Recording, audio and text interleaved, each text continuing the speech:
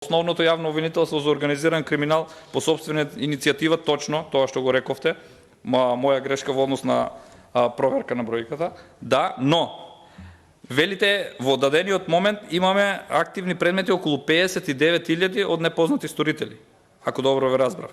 Во извештајот се констатира дека во 2020 имало 78.039 вакви предмети.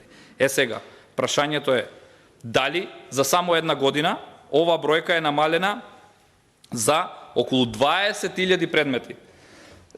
Дали овие предмети се решени или се застарени или се затворени? Како е намалена бројката за една година од 20.000 предмети против непознати сторители, бидејќи претходно констатирав и самиот кажавте, не станува збор за едногодишни предмети, се сложивме во овој дел.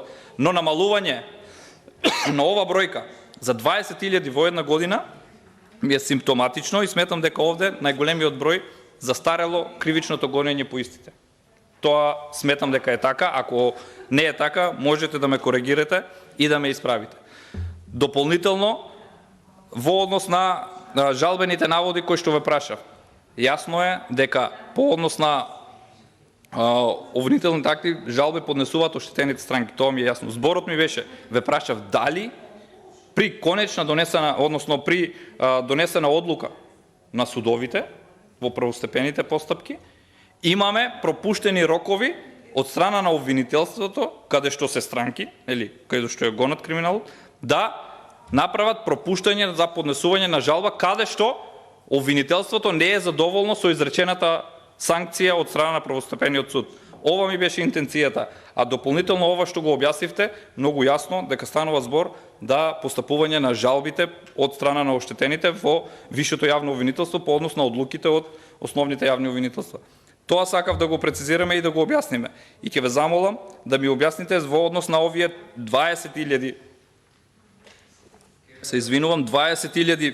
предмети кои што се намалени за една година од извештајната 2020, 78.039 предмети конкретно, а сега потенциравте дека има околу 59.000 на вакви предмети.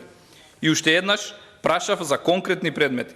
А тоа дека биде сите процесуирани, ќе ве замолам во извештајниот период и извештајот за 2022 конкретно од постапувањето на Државниот завод за ревизија и за наводите од Државниот завод за ревизија и од Државната комисија за спречување на корупција, доколку сте во можност со детални информации, дали е постапено по вакви предмети и по наводи на овие органи кои што се впрочем државни органи кои што се формирани за откривање на противправни дејања, односно противправно постапување на одредени чинители. Бидејќи сведоци сме на многу вакви декларативни постапки дека е постапено, а всушност немаме никакви информации. Едно од тие е прислушкувањето на јавните обвинители кои што се случуваше во зградата токму кај вас.